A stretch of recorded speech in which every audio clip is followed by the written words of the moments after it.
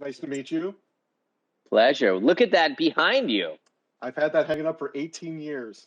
No, I was going to say, you just put that up right before this call. No, I've had that. I went to an advanced screening, so I've had that hanging on my wall since I got it when it first came out. So this is a highlight for 2020 for me to be talking to you right now. Wow, that's so sweet. Thank you so much. It's an honor. Thanks, man. So I remember from an interview during season 1, you indicated that there's potentially up to 6 seasons of Servant in the works. Does that mean you know what is going to happen at the end of this story? I have a lot of answers to that, and they're separated a bit. When we first decided to do the show, and I said to Apple, look, I'm thinking of let's do 6 seasons. Let's commit. I'll try to commit and try to aspire to do 6 seasons. There was a few things that I didn't realize at that moment. One is how involved I was actually going to be in the show. I was contracted to do the pilot and then executive produce, but it ended up being that I ended up loving it, and I started to edit every episode and work with the composer on every episode and hire every director, watch movies and hire a director, be there at dailies every day. And, I do all the sound mixes here, and I do all the color timing here, everything. And for whatever reason, it just was fun and easy, and I enjoyed it, And so I started to think in the second season, well, how long could I continue to do it at that level and be really a part of it? And when the pandemic hit, I had the ability to actually work out the show, work out where the story was going to go. And it felt to me like it was 4 seasons, and it felt to me like it was 40 episodes, because I had them all worked out in my head. Not that you have to have everything worked out, but I just saw the story that way, and I went, okay, I don't know what life will be like in 4 years, 5 years, but in 2 years, I think I can commit for these 2 years, and we can finish this show. So it's going to be 40 episodes if I get a chance to make the 4th season. That's where we're going to end it. And stepping away from being in the director seat, you didn't direct every episode. You got a great team of directors. Was it challenging at all having a familial connection to the directing this season? You talking about my daughter? Yes. Yeah, I thought it might be an issue. I knew she was super, super talented. So Shauna ended up directing 2 of the episodes this season and wrote, I think, 2 full episodes, and then rewrote 2 more episodes. So she was heavily involved in this season.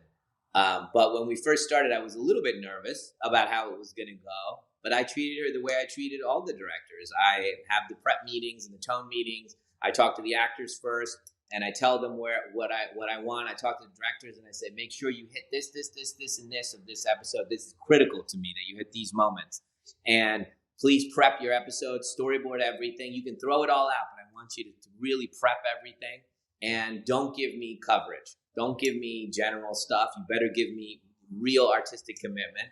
And then we'll talk every day during dailies. And I did the same thing. And then after I do that, I leave the directors to do whatever they're going to do. And we go back and reshoot if we don't get it. And I say, take huge risks, because we can go back and reshoot it. It's all in one location. It's right here. We have the house. So take risks. And that's what I advised her to do. I knew this tone was a tone that she would like. And also I try to cast the directors to the right episodes that I think would celebrate who they are the most, and that they would have the most interest in. So there's a little bit of casting involved, but it turned out to be great. She was a joy, and had a great time in the cast, and the crew loved her. Her presence is an infection, and it's spreading. I want to see her get what she deserves. We are running out of time. You're tired of being with him and his mother. I don't know why I keep doing bad things. I can feel the dark thing in me getting bigger. This is too far. Nothing is too far. I hope that you will consider me as a responsible and moral guardian for your son.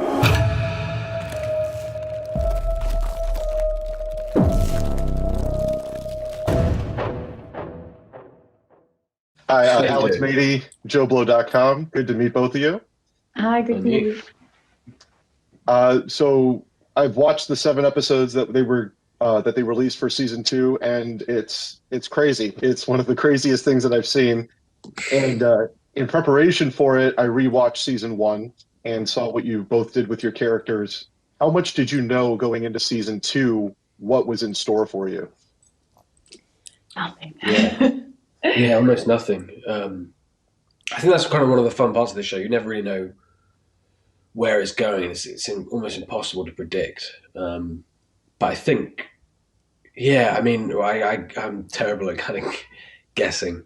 But yeah, I think this time around, if the first season was kind of more of a kind of mystery, kind of disturbing kind of mystery, this is a lot more of a thriller. I think right off the bat, the dynamic completely changes, which kind of leads on for kind of everything to be kind of ramped up. And yeah, there's a lot going on. There's definitely a lot going on for Leanne specifically as a character. She was so quiet and reserved and mysterious in season 1, but in season 2, she's very different. So what did you kind of channel for that? I guess some of it I channeled me as a petulant 16-year-old, and just like kind of rebelling against any authority and being like, no, I'm going to wear that dress, and no, Mom, I am going to go to that party in Seven Sisters, and like, you know, stuff like that. Like I was just kind of channeling that because she gets a bit more petulant in season 2 and begins to sort of be like, hang on a minute, why am I listening to what everybody is telling me to do when I'm actually the one who's in charge of all of this shit? Like I control what happens here. And I think she begins to step into that power and kind of realize that without her, these guys don't have a chance. So yeah, she definitely starts to play on her powers as like potentially an ethereal being, but also her powers kind of as a woman, which was interesting to play. That's going to that'll be interesting to watch. Big twists. And it was very interesting how much food plays into the show. Food is just a vital part of it. And there's moments that stuck out in season 2, and I don't know why I keep coming back to it, but Rupert, there's the scene where you're digging into that chicken sandwich and you're talking about how fantastic it is. Did you get to enjoy the food on set, or was it really kind of, I mean, how about the wine, drinking all that wine? Did you learn anything about wine as you were partaking in it? Yeah, no, quite a lot actually. I've never really been a wine guy, really. So it was all new. I had to learn how to do the screw thing, which comes up a lot with Julian. I mean, every scene I've got a glass of something. But yeah, no, it's a really fun element of the show, I think, the food. And yeah, no, it's good. We have a real chef, Chef Drew, and Toby as well, kind of really has taken the cooking to like a whole new level. He kind of cooks everything.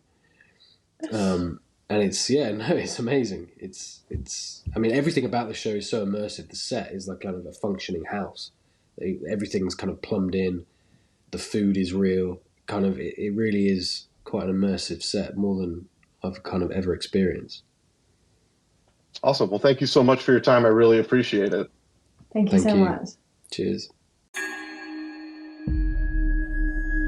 My name is Leanne Grayson, and I come from Wisconsin. I hope that you will consider me. Do you have him? As a responsible and moral guardian for your son. They've taken Jericho. Leanne Grayson has been missing for 5 days. Leanne, if you're watching, please come home. Why are you looking so hard for this baby? We were giving him a loving home. He was never yours to keep. If we can find Leanne, she will lead us to Jericho. She's not the sweet child you think she is. Why haven't you told her what she did? A camera? We have to protect ourselves. They have infiltrated our home. What did they want with us? You have to understand, for Jericho, there's nothing I wouldn't do, nothing. We're hanging out by a thread. Her presence is an infection, and it's spreading. I want to see her get what she deserves. We are running out of time. You died to be with him and his mother. I I don't know why I keep doing bad things. I can feel the dark thing in me getting bigger. This is too far. Nothing is too far. I hope that you will consider me as a responsible and moral guardian for your son.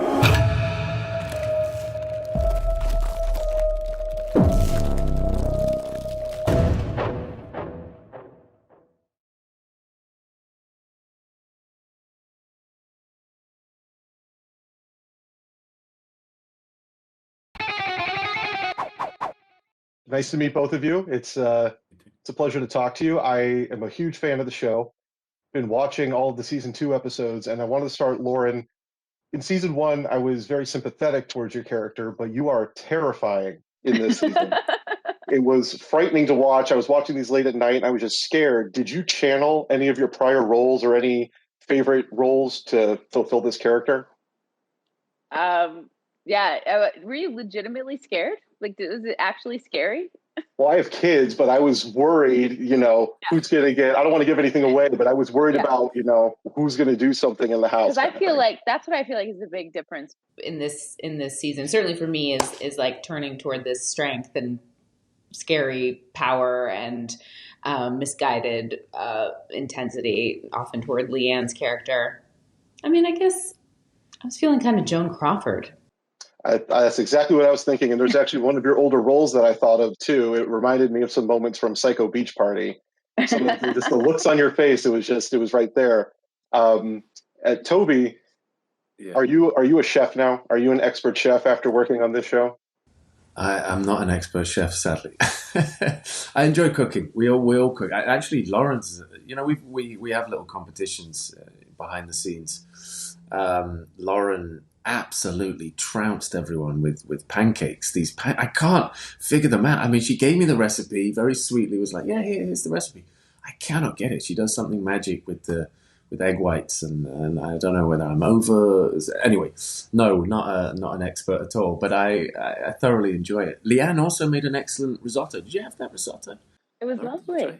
It was delicious. Like a vegan thing, peas and exactly. Things. She made a vegan risotto. So yeah, we're all. Toby makes a lovely focaccia. Yeah, I love. There's a lot of cooking that goes on off set, just because we have a prep kitchen back there and we use it a lot, and and then we were all bubbled up in quarantine together to shoot the rest of our season. So we were all living in this apartment, and we had like crappy knives, and so Toby smuggled a knife out for me, and like he's like a savant, like sharpening these knives for everybody with the whetstone, and making sure we had like good gear so we didn't cut ourselves. It was great. Yeah. So do both of you have any idea where the show is going to go after season 2? You're just renewed for season 3. Do you have any clue where your characters are going to be next time? No, and I think that's Knight's enjoyment. I think he loves knowing where we're going and knowing the answers and giving us what we need to get the scenes good and the day's shoot fantastic and the episode really brilliant. So no, and I enjoy that. I enjoy liking the story and wondering where it goes. We've got huge challenges. What Lauren had to do as Dorothy. Massive challenges. You've got to build such a strength in yourself to get through these and make them real, make them authentic, because they're, it gets crazy. The season gets crazy, and it is one of those where you are watching going, who is going to do what and how is this going to fold out? So it's tough. It's a lot of hard work, and where we get to is, the journey's the fun part, I think. The presence is an infection, and it's spreading. I want to see her get what she deserves. We are running out of time. You died to be with him and his mother. I don't know why I keep doing bad things. I can feel the dark thing in me getting bigger. This is too far. Nothing is too far. I hope that you will consider me as a responsible and moral guardian for your son.